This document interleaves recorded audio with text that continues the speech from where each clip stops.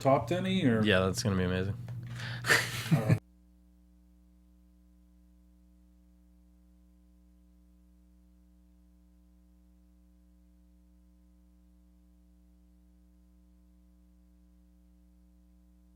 Seconds.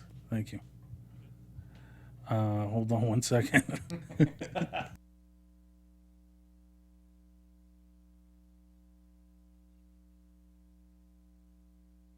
Gonna say, all right.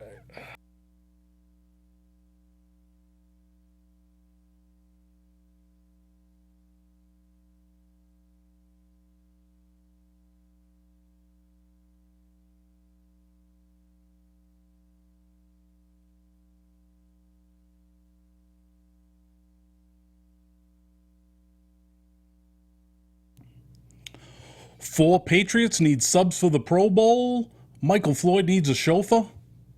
And, well, what else did I want to say? Big win for the Pats. Looking good for the playoffs all this week on Patriots Wrap 360. You're tuning into the destination for TV superfan discussion, AFTERBUZZ TV. And now, let the buzz begin. Yourself a merry little Christmas. Oh, nice. The lights going. Oh, yeah. This is great.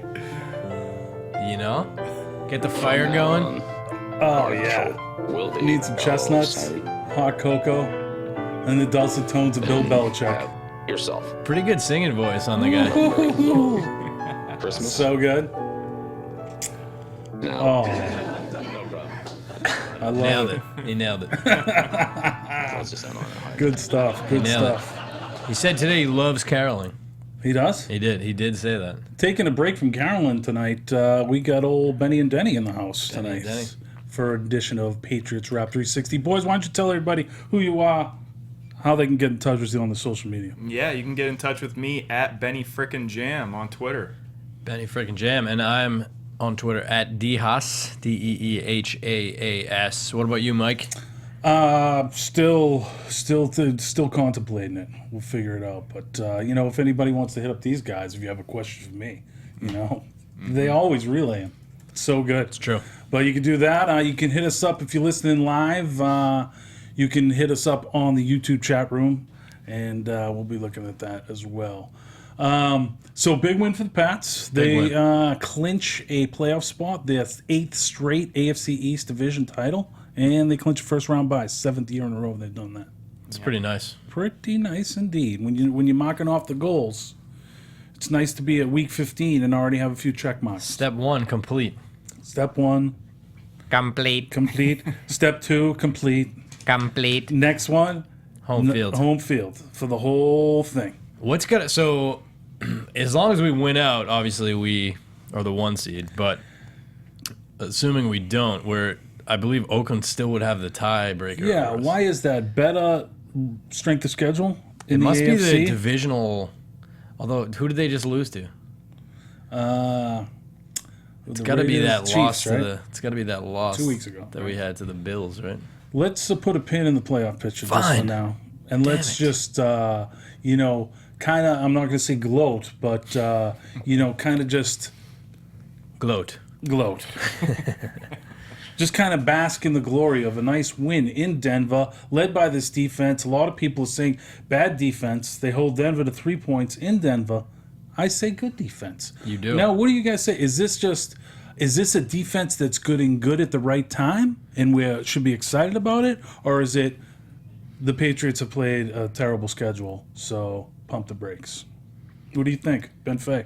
Yeah, I mean, I think that the defense is definitely playing well this year. I think the story of this game was probably the offensive line, though, and just paving the way for a really good rushing attack this week. It was a game where Tom Brady wasn't at his best, and really you could see that the Broncos were trying to take away everything from a passing perspective. So, hey, whatever. So switch it up and pound the run. Yeah, I mean, I think it was probably less of a case of Tom Brady not being at his best. I mean, we all know that's not true. But, and more of just a game plan, you know? It seemed like last year in the AFC Championship game, they kind of wanted to spread them out and really kind of take advantage of them that way. This time, we had a completely healthy backfield, you know, with all the tools in his toolbox. Yep. And it was just like, hey, you know, we're going to run on this team. I mean, that's kind of like the Achilles heel. You know, they let Malik Jackson go. They let Danny Trevathan go. You know, and then you're going to ask yourself, why am I soft in the middle now? Oh, well played, sir. Oh, I'm kind of with Ben though. that's I don't think TB12 was at his best, at least for the first quarter. Came out of the gates 0 for 6, and he repeatedly kept going to White out of the backfield. Yeah. And on third down and missing it. I mean, it was, you know, you can blame either guy, but I don't think Brady was crisp, and he did have a bit of the old happy feet. He gets that from time to time, but a win's a win. I think it's a high-quality win against a high-quality opponent. You can diminish, you know, the defensive performance because it's Denver, and, you know, they're not a top-flying offense right now, but it's still one of the top teams in the league on the road, one of the toughest places to play, especially for Brady. It's been his kryptonite. I think it's a huge win. Yeah. I mean, there's only so many dominant teams in the league. You know, these are 2 wins that we were hoping we would come out with for the last 2 weeks, and that's exactly what they did. That's true. And I think that there's really 2 things that stuck out to me. One was the turnover battle, which I think we can talk about. And 2 was the fact that we got crushed in the AFC Championship by getting sacked. Right. Tom Brady was being assaulted at will. Very true. 23 sacks, 7 by Von Miller in that AFC Championship game last year. This year, in this game, 7 sacks, none by Von Miller. Von Miller was shut down by Marcus Cannon, who you guys were talking about last week. Boom. I think that you had a fan on there that was second-guessing Marcus Cannon. Was. I think he was tuning in, actually. Hopefully, as he is on tonight. I mean, Yeah. I think it was V-Chet. I believe Good it was call. V-Chet. It wasn't Hanto who's chiming in now. Happy holidays to you, my man. Yeah. Thanks for the props and the beanie, no doubt, kid. Denver did have no O. And the D, yeah, I mean, the D, I think, kind of to your question, Mike, it sort of seems like a kind of a combination of the D is peaking at the right time, but also since, you know, that loss to Seattle, we haven't exactly been playing the juggernauts offensively of the world. So It's true. But who in the AFC scares you right now? I don't know. I mean, Yeah. don't Well, know. we'll get to that when we Yes, start yes. talking playoff picture and all that Rudderless. stuff. There he is. But I will say, like, and you know, the protection was great, and that's obviously the Dante effect that we you know, make mention of every week on this program because it's so huge. The Dante effect. Dante's kind of just killing it with that offensive line, and yeah, I mean, Cannon, the kid, has always been a monster rush blocker, but now, you know, Dante gets his hands on him. He's becoming a very serviceable pass blocker. So Oh, yeah. We're totally excited about that. And this, like, offensive line in general, I was thinking maybe we could get a David Andrews on that Pro Bowl roster, but it might be. I mean, those guys looked a little susceptible last week. Some of the interior guys, you think? they got beat a couple times. But I mean, that's one of the stories of the year, no question. I mean, the O-line and really going into the postseason, like that was the last 2 weeks have been the best barometer of us looking at. Because when the only other top teams we really played haven't been at 100, you know, without Roethlisberger when we played Pittsburgh, et cetera. So these are the 2 best barometers for playoff football that we've had back-to-back weeks. So I don't know, definitely feeling much better about the prospects of the O-line right now this year than we were, you know, this time last year. Definitely. No question, kid. Definitely. Yeah, I mean, anytime you win in Dunville, like you say, it's the old kryptonite for old TB and BB, or it has been. So now they're 3-8. TB and BB. TB and BB. Hello. That's all initials only. A guy who's a monster out there, and just a growing monster in his second year, but essentially his rookie year because he kind of lost all last year, his rookie campaign, injury. Trey Flowers. This kid's an animal. You know, he kind of a rotation guy, you know, but like seeing more snaps now. He's got like 7 sacks on the season there, all since the bye week. Yeah. You know, and he had 2 sacks this week. I think he's got 3 multiple sack games. Kid's a stud. The kid's been going in beast mode. Yeah, I mean, it's pretty impressive. Like we talked about it, I think last week, about how he may very well be the most productive dude on the D. It is interesting to me, though, the way they're shuffling the deck on D. Like, it seems that they're really kind of giving dudes, spotting dudes reps, and the way they're rotating guys. And I don't know, it definitely bodes well, I think, for the playoffs of keeping guys fresh legs, et cetera. Yeah. And, Build depth. yeah, I mean, it's a good situation. They definitely seem to be getting hot Yeah. at the right time. And I think, like, coming into the season, that was a little bit of apprehension, looking at this team with the, shipping out Chandler Jones, Ninkovich having that 4-game suspension, Right. were they able to put heat in the quarterback? So obviously Trey Flowers has done that. Your boy Chris Long has definitely been a good acquisition in making that happen. Absolutely, yeah. Chris Long, I actually just found out from Pro Football Focus that Chris Long has been a more effective pass rusher in 2015 in 2016 than Chandler Jones was in 2015. So that was a move where we got a lot of slack, trading away one of our supposedly best players, and here we are kind of picking up some dude from the Rams who really didn't have that much, and he's filling in for that spot really well. Yeah, and evidently doesn't smoke fake weed, so you're good. Yeah. So another thing, kind of a development to As this development. I could do. At least when he's done with it, he doesn't walk to the police station and turn himself in, I guess. So that's one step in the right direction. That is always good. One development I kind of glossed over on the show, I just failed to mention, but kind of momentous, So shame on me for not bringing this up, but Shame. Alan Branch 4-game rip for smoking trees just went by the wayside. He actually won his appeal. He won his appeal, yeah. I never hear about guys winning their appeal. Yeah, it's pretty strange. There wasn't much follow about how he won, but apparently it was just a bunch of malarkey, like he said. I mean, he said it's bull, and it turned out that it was. And the son of a bee, I mean, it's a good transition because he was another guy making his presence felt on the D last week. A lot of these names are, each week are popping up. Hightower didn't look like he was at 100% last week, but you had Sheard with another good performance.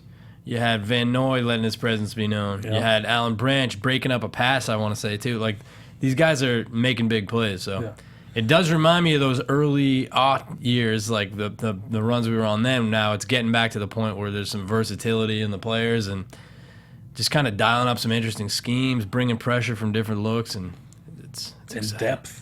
And they've been playing with a renewed energy the last few weeks, really, that those Ds that we're always envious of that are just flying, the teams you think of like Baltimore and Seattle historically, Pittsburgh back when, but the guys that are just flying around the team, gang tackling, bringing that energy. Yep. There were plenty of thin years in that department, I feel like, where you had like Pat Chung or, Brandon Spikes were like the lone guy looking for a high five after a tackle. Like, nobody? Yeah, everybody's getting the ball. Definitely, yeah. It's kind of, it just seems like it's a byproduct of like guys, just buying into what the Patriots are trying to do and, it becoming second nature. You know? And so that allows you to play fast when you don't have to think about your responsibilities. Your body's already acting to those because you're so well drilled on situational football during the week. No question. And that's something we always hear out of Big Bill. Situational football being huge. Trey Flowers, also another thing I read an article about. He's not only just physically gifted, but he works a lot on his technique and stuff. And some of his teammates have started calling him Technique. So really, that's a pretty nice nickname to have. Don't sweat the technique. Wow, get it? Wow, musical interlude. Yes. So yeah, he's definitely a find. So definitely a mainstay on that. What are we looking at in cyberspace? Well, I'm a little surprised that you guys are talking about all the amazing defensive players that we had, and you forgot to mention. You're right, Logan Ryan. Logan Ryan, huge play. Pretty much had the biggest play in the game. Mm-hmm. Pivotal. Yeah, I mean, pivotal play. An interception on the Patriots 20-yard line, and I mean, great return on that play. Great return. Yeah.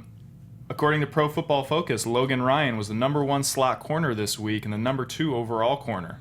Wow. So that's some pretty impressive accolades right there. I hate to get too warmed up about that because he's going to be probably in Detroit next season. Very true. But we love that play. I don't know about this Pro Football Focus. How are they able to come up? You with don't know these Pro metrics? Football Focus? Oh, I know. He knows him. I know. I love him. I mean, I see him Belichick all the hates time. him, It's, so I love now my I have boy to- Mike Clay. Shout outs to Mike Clay. He has like the best freaking stats. I love it. I mean, it's like Belichick's a hater, so I just immediately it was all right. I now hate them too. yeah, we're just the human race that is just thirsting for rankings and Yes. lists and stuff, and that's why it's how we have to digest everything now. You know, true. it's just fire down our face in that format. Well, speaking right. of stats, Okay. LeGarrette Blount.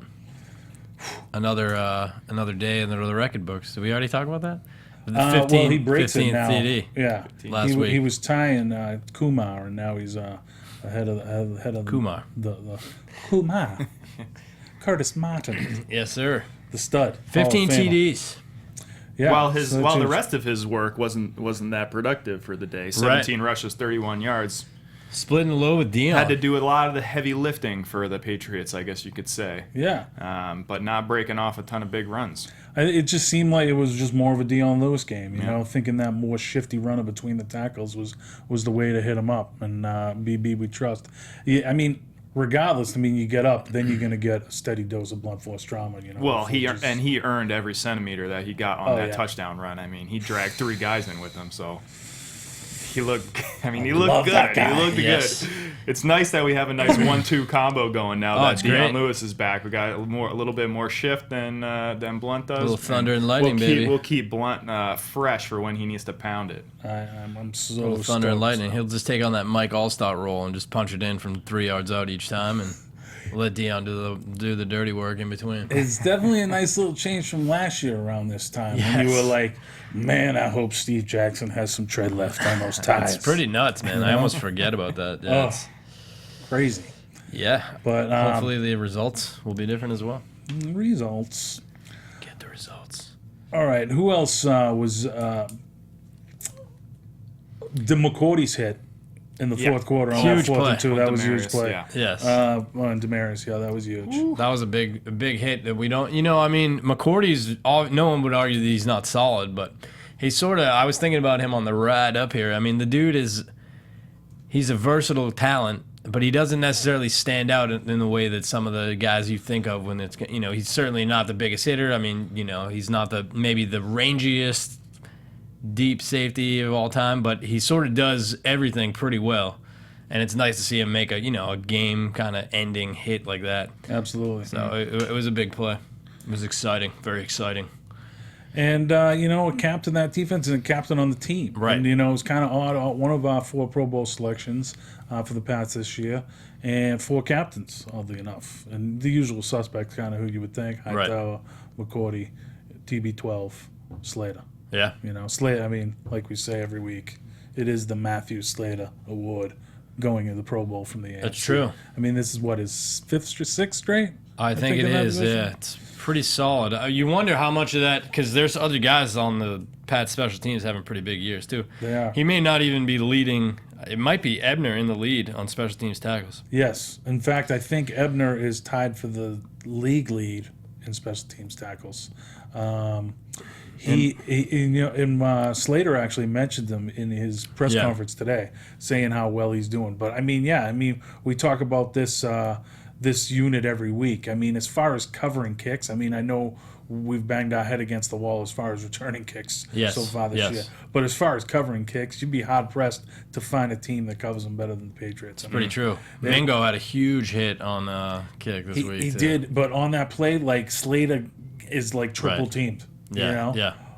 It's so crazy. It's like you go to him, and then you got Jonathan Jones as your other, fire guy, and Yeah. he's a stud, a gunner. Yeah, and my he's boy coming Brandon into it. King. Brandon King, Ebner, the aforementioned Golden. Ebner, Mingo. I mean, guys, Yeah. they have studs on that unit. And the Patriots, and why that is because, special teams used to be that kind of afterthought third phase where it was like, all right, we just need depth for our offense and defensive units, so Right. Our second string guys will go play there, but obviously Belichick has made it of importance, and you'll see starters on there, and But now it's like becoming a whole culture where guys are like, that's fine. I'll take pride in this. Oh, yeah. It's like this is who I am on this. A lot team. of the biggest momentum shifting plays kind of take place in that third phase of the game.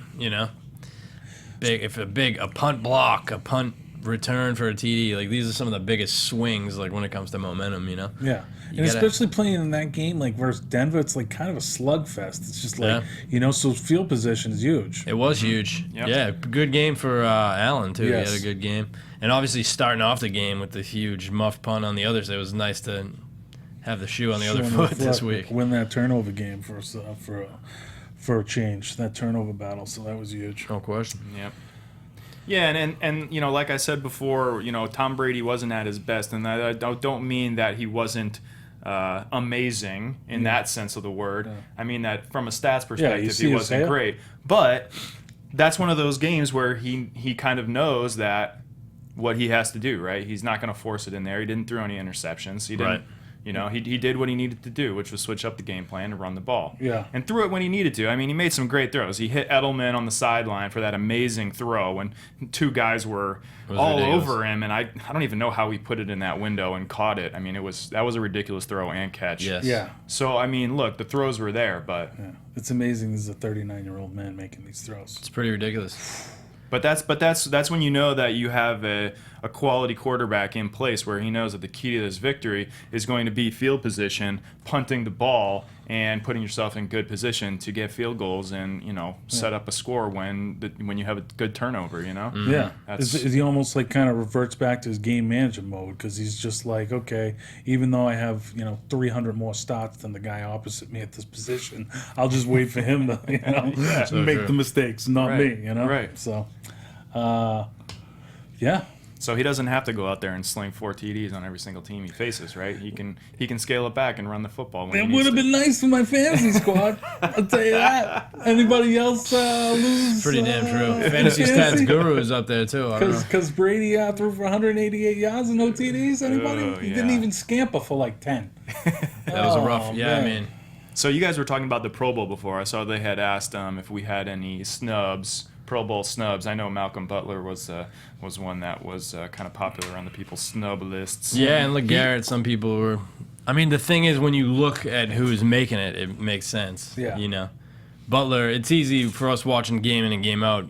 The homerism takes over, but there are some guys probably on a tier above LeGarrette, even though he's racking up the TDs. Yeah.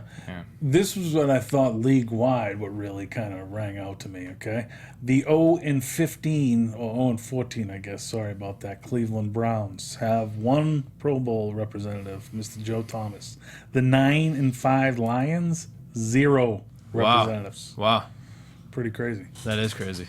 But that's old Mr. Quinn over there. He's keeping the Lions under the radar. He's doing it the Patriot way. He is, man. And the results speak for themselves. What, old Jim Bob Cooter too?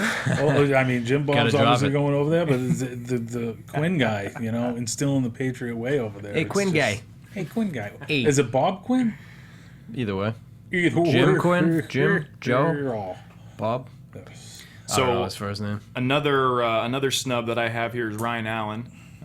Thought that he might have had a chance to get in there as well, but who did get it? Who did get the punter? It was someone who was good. Yeah. Maybe it was the rated. He was Pro Bowl. was that profound? This is the type of analysis you're going to get. Finalysis. Was it Belichick's favorite punter from the Rams? He made it. He's an excellent athlete. John, he's a weapon. He's a weapon. NFC. He is a weapon. Hecker. Okay.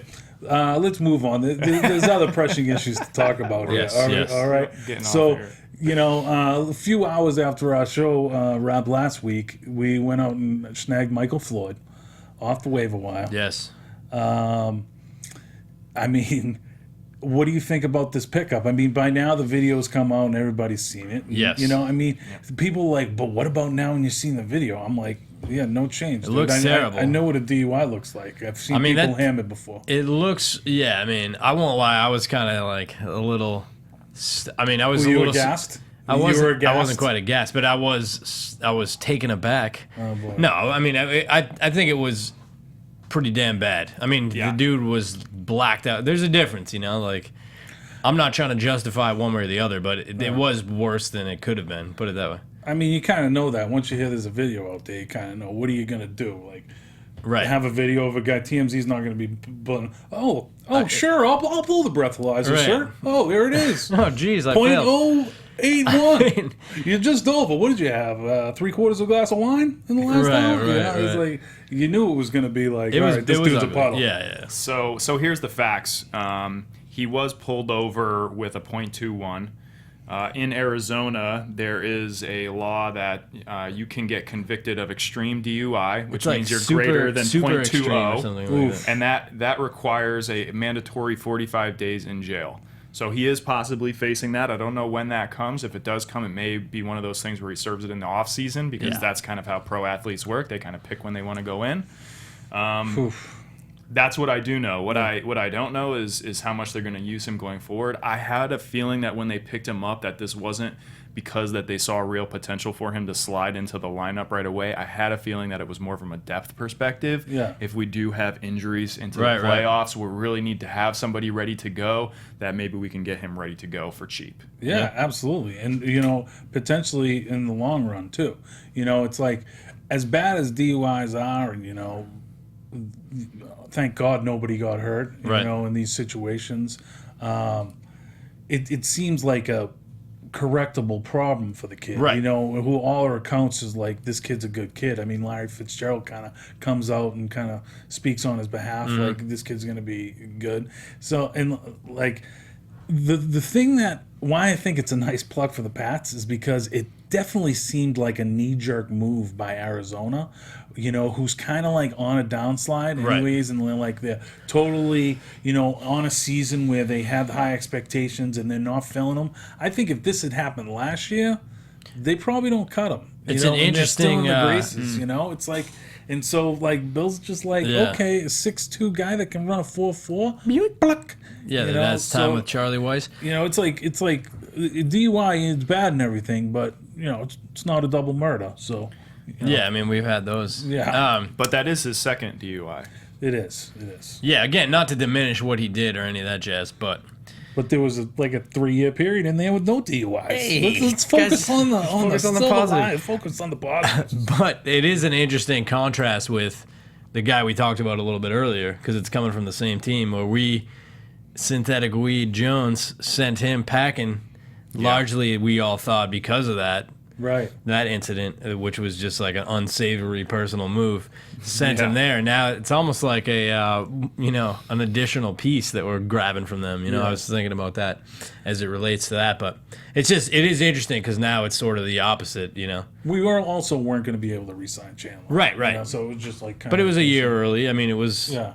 It's true. Yeah, I mean, I'm not questioning the strategy. It's just an interesting, garbage in, garbage out.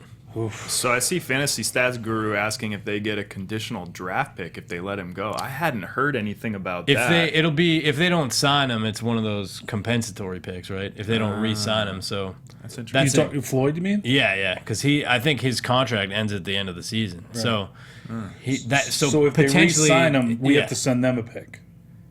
Yeah, but if I don't know how that works actually. Or the compensatory picks come in. I don't know that anybody does. Okay, for God's sakes. yeah, I hadn't heard about that wrinkle yet. Yeah, because essentially, even if he doesn't play, you stand to add a compensatory pick. Wow, that's Whenever interesting. you lose guys to free agency, like there's that weird algorithm that nobody really understands, where Yeah. somehow you add a.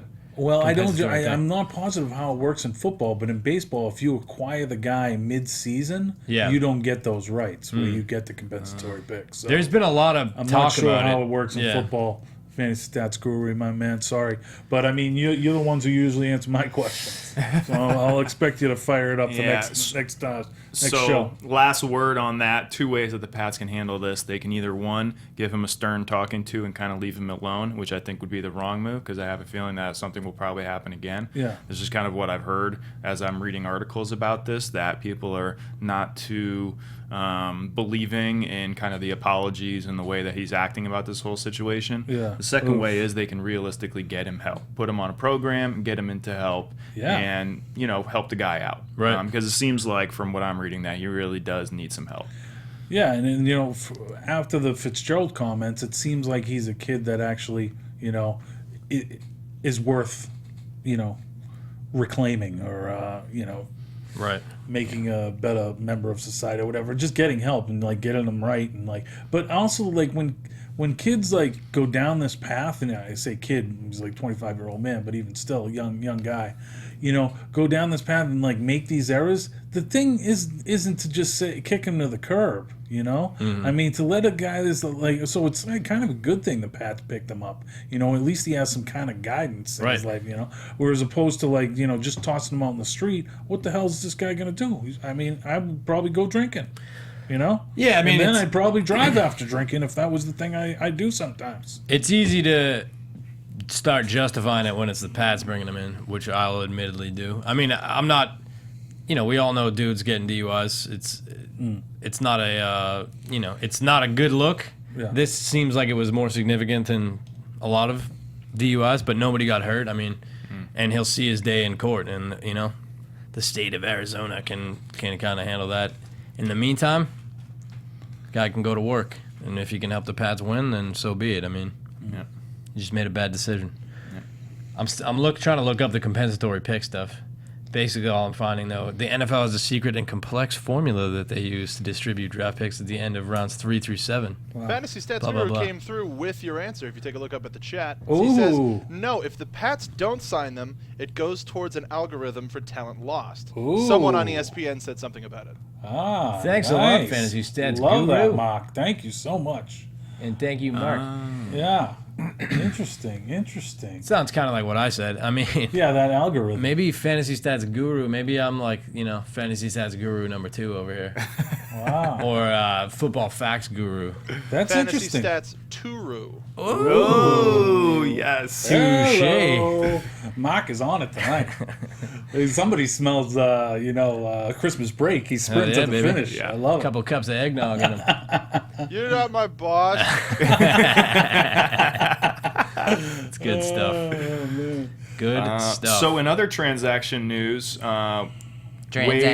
waived Woodrow Hamilton. Yes. And paving the way for Jacoby Brissett to be brought back from IR. That's correct. Yeah. Kind of had to do it, put him active on the 53-man roster so he can continue kind of practicing with the team. Although he has been practicing with the team for 3 weeks, they did have to kind of make that decision with him on that short season IR designation to either bring him back or leave him out for the year. So we want him in the full. We want him still learning, so he's there. But Getting Woodrow, reps. there is a spot in the on the practice squad, so hopefully Woodrow can clear waivers when we go there. So Yeah.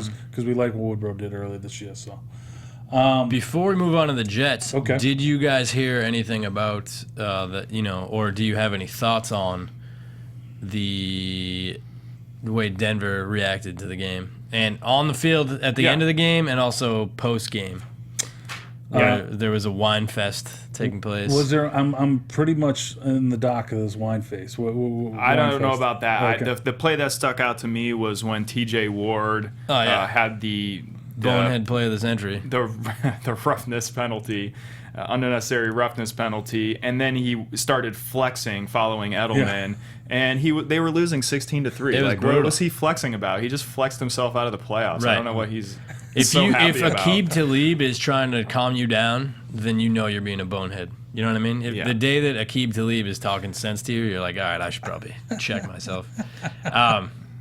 Seldom is that guy the voice of reason, you know? Yeah, exactly. But yeah, also Emmanuel Sanders post game. I mean, this is kind of classic wide receiver stuff, but post game, Emmanuel Sanders basically saying that he rejects the notion that Butler shut him down. I had a quote from him, but that seems to be his lost in son the- can play better. Yeah, exactly. Defense or Yeah. something. Like, give me a break. He's basically just saying they were playing zone. It's not like I got shut down. But also, yeah, I want to say that T.J. Ward after the game also said we dominated them. Then there was actually a in-house fight inside the Broncos locker room that got broken up where they had like sort of a little team meeting after the game, and one of the O linemen stood up and started talking, and I don't know if it's TJ Ward or somebody else basically was like, sit down. They're like really getting into it. I mean, it's a heated game, and this is obviously for them a great barometer too, playing, Yeah, and to be fair, I mean, I think, Ward probably does have a shred of truth there in that, they did pretty well playing defense against the Patriots that game. I mean, right. How many punts did we have? I mean, we only hit a couple field goals and had a 1-yard touchdown run by Blunt, so it's not like they held us to blew 16. the doors off. Yeah. But, we did enough to win, old TJ Ward, so yeah. We'll smell you next year. They might still sneak in, though. We'll see. It's going to be... They could sneak in. Doesn't but look likely, I think it might be, Doesn't look likely. It's golf season early for old TJ Ward. You can complain about it on the links, buddy. There you go. But I mean, hey, you deserve it. You guys won the Super Bowl last year, and it's like, hey, take this year off.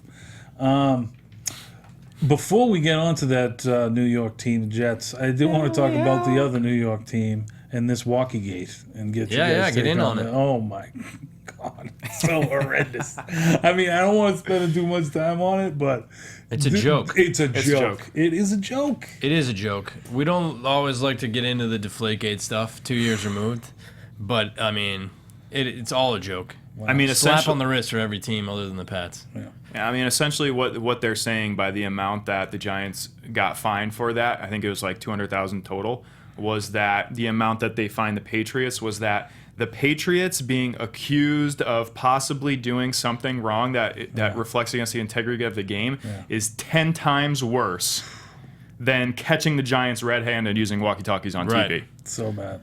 I've heard both takes on this, and I'm probably certainly of one mindset. Yeah. There's one take that says 2 wrongs don't make a right.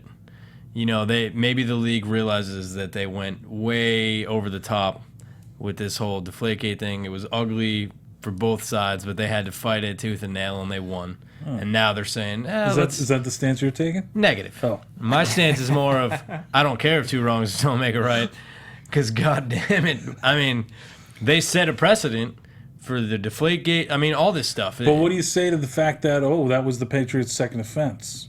Yeah, but I mean, what other teams don't have a prior offense? Like, it's also every year is a different team. I guess, it was Belichick, so you say what you will about those guys. This is it's McAdoo. Maybe if it was Coughlin. But, every year there are things getting swept under the rug, whether teams are pumping in crowd noise or whatever. What did the Browns do last year? They were like, there was some scandal there, too, with they the were cell texting. phones. Yeah, I mean, there's always, guys are always up against the edge of the rule book. And kind of to that point this week also, one last wrinkle in that game, they broke out the old Raven formation one more time. The rules have been rewritten since they did that last year against Baltimore. But what the Pats did was brought in old Shea McClellan on offense, because it doesn't say that you can't use a defensive player. Oh, my God. So basically it's like, all right, still within the rule book.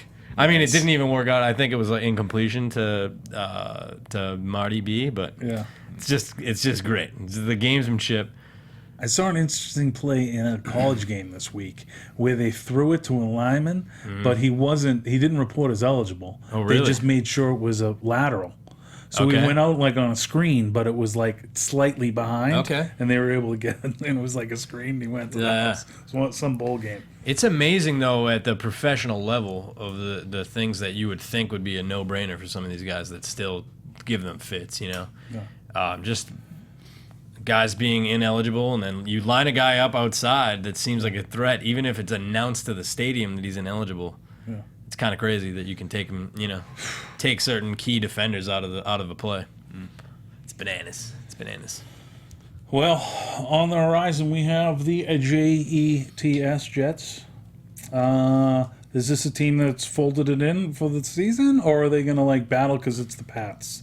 One more try. No? They gave us that battle 2 weeks ago so in the Meadowlands? It looks like we're going to have Bryce Petty as the quarterback for the Jets this game. He survived that hit, evidently. Yeah. Yeah, man. He got lit up. He did. Big time. Yeah, that means you better guard Robbie Anderson this week. That's his boy. It is his boy. Yeah, it seems like a team that's folding to me, that's in a state of disarray. Mm-hmm. According to Todd Bowles, the offense is disappointing. The defense is disappointing. and the special teams are disappointing. This is a guy I was really impressed with as a coach last year, what Yeah. he came in and did, and now this year it seems like he's already lost the locker room. It's pretty nuts, yeah. When you look around at the other coaches in the AFC East, is there going to be some wholesale changes here? I mean, there's talk that the Ryans are out of there. It's like they're 7-7, right? Yeah, it's pretty They could nuts. run a table go 9-7. Does anybody think the Buffalo Bills are better than a 9-7, 8-8 team? You're crazy. Yeah, you are crazy. I don't know. I mean, I'm not one for defending Rex by any means, but I mean, he's got like one of the best running teams in the game. I don't understand how they just overlook what he's done to that offense with, Tyrod Taylor and LaShawn McCoy. Well, they attribute it to Anthony Lynn. It's just crazy. It's crazy to me. Yeah. I don't know. It is crazy. Yeah, I mean, I think sort of a microcosm of their whole season, Darrelle Revis. He's like the Just shining getting old. example. Just overpaid, kind of mailing it in. Seems like he's over it. Then you have the Snapchat snafu this week. Yeah, you were telling me Sheldon Richardson or something? Yeah, before the game last week, goes on Snapchat. Before they played the Dolphins, right? Yeah. Matt Moore lit him up for 4 touchdowns. So right Should've before picked him they up. take the field, like it's literally the footage, you can see it online. He's in the locker room with some other schmo on the team, and it's on the other dude. I forget who it was, but he's on that guy's Snapchat account, and he's like, "I'm here with my boy. Where the girls at? Whatever. Where the girls at?" And then he just says something to the effect of, "F this game," which is like, wow, man. I mean, I don't know. I mean, Bowles addressed it and sort of said, "Hey, the kid plays hard. This is obviously a boneheaded move, It's the but." South Beach effect. Dude, you know? I mean, The ladies got him mesmerized. I mean, hey, Cuban ladies. come on. I've been there, Sheldon. I know what you're going through. But yeah, I mean, it just seems like a team in kind of reeling for sure right now. So, but they've definitely played us tough time and time again. I mean, it's been like, a one-score game so many times. Yeah, you got to be where you're just looking to like grasp at things, Right. on a losing season. It's like you got to almost just make this your Super Bowl. It's Moral like victories. winning in Foxborough, and then potentially keep the Pats out of the 1 seed. Because we saw like last season, around this time you locked up the bye, locked up the division, and it's like not like they purposefully took their foot off the gas, but they dropped the last 2, and then they don't get the first seed. Right. And we all know what happened. Had to go to Denver and didn't go to the Bowl. So to kind of really take care of business here these last couple weeks and like do something they didn't do last year, get that 1 seed and make sure the AFC goes through Foxborough. That's obviously going to be a huge advantage. Because, I mean, when you look around, who scares you? Who could come into Foxborough, right, and win a playoff game? It's got to come out of the West. Either KC. I don't see it happening just because it hasn't, but Right. KC or I don't think Oakland's got what it takes, perfectly honest. But Wow. I don't think they have what it takes to beat Tom Brady and the Patriots and Bill Belichick. In Foxborough. Too young. I mean, they're Too young. yeah, exactly. They got to taste it. Even for a in little. Oakland, I don't think the Raiders can do it this year. Okay. You heard it here. So, yeah, all right. I don't know if I agree with that, but Hey, man. Raiders are studs. They got some studs. Yeah, they have weapons, and I just Their think defense is coming along a little bit. Their offense is sick. I'll believe it Sick. when I see it. You know what I mean? And maybe, hey, I don't think a lot of people thought TB12 was going to topple the Raiders when he did it. So maybe it's a new era. But until that day, friends, I'll believe in the guys that continue to do it year in and year out. So we actually, I saw that TB popped up on the injury report today. Initially, he had a knee. Then they later changed it to a thigh. Is that really? anything that you guys are worried about? TB12? Yeah. No, he's always kind of on there. Yeah. And then come Friday, maybe he'll be off. But, So one thing about our quarterback squad this season, and I don't want to jinx us, but Please don't. Please don't. 2 interceptions for the season. The record for a team in a full season is 5. Yikes. So Wow. that's amazing. Brady does still have that end of the season game in Miami. And it's not just Let it Brady run. that's not throwing interceptions. Right. We had 4 games at the beginning of the season where we had our second and third string. Right. That's incredible. It's crazy. In the obviously that's drilled. and the perfectionist that Brady is, I mean, that's what he's still out. This guy talks about improving every single day, and that's obviously a mantra of Belichick too. And all of ours. And all. That's personal. we wish. And as is evidenced by this show. I mean, obviously the best one we've ever done. No question. And just he's looking for that holy grail of like a season with no interceptions. Oh yeah.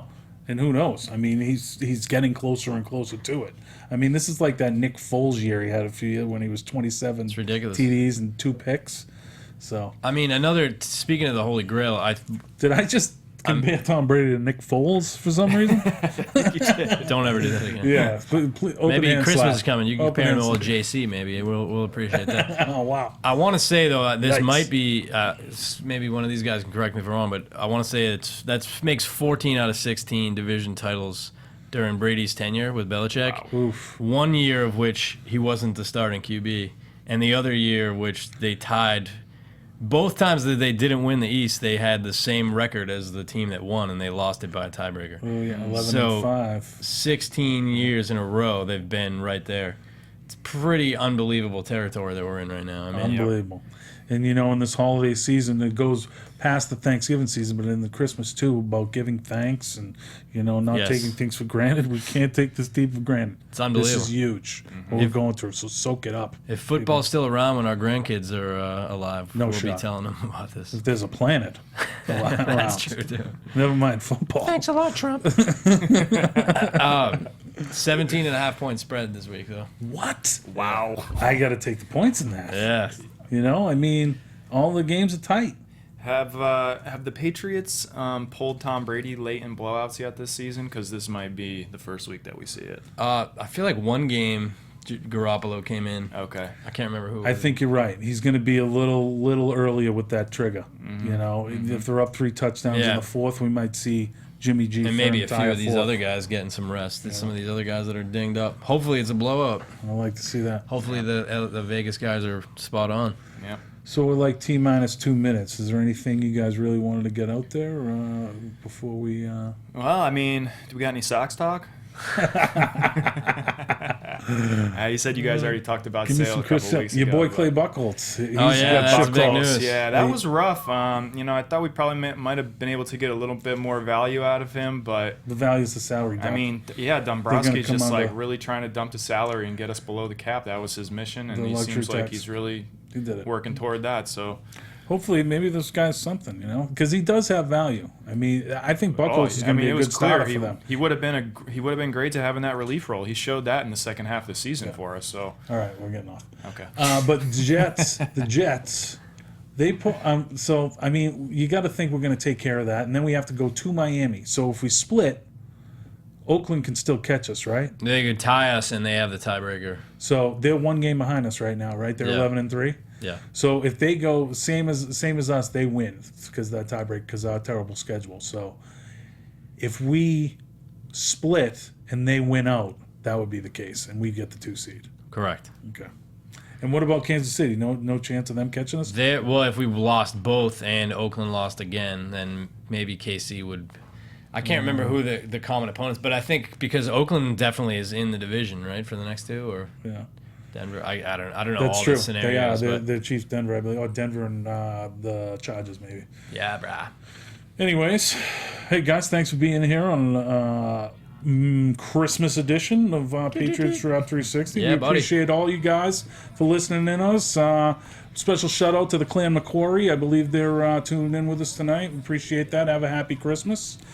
So for Benny and Denny, I'm Mike. This has been another edition of Patriots Wrap 360. Thanks for tuning in with us, gang. Go Pats. Happy Christmas. From executive producers Maria Menounos, Kevin Undergaro, Phil Svitek, and the entire AfterBuzz TV staff, we would like to thank you for listening to the AfterBuzz TV network. To watch or listen to other after shows and post comments or questions, be sure to visit AfterBuzzTV.com. I'm Sir Richard Wentworth, and this has been a presentation of AfterBuzz TV. Buzz you later. The views expressed herein are those of the hosts only and do not necessarily reflect the views of AfterBuzz TV or its owners or principals.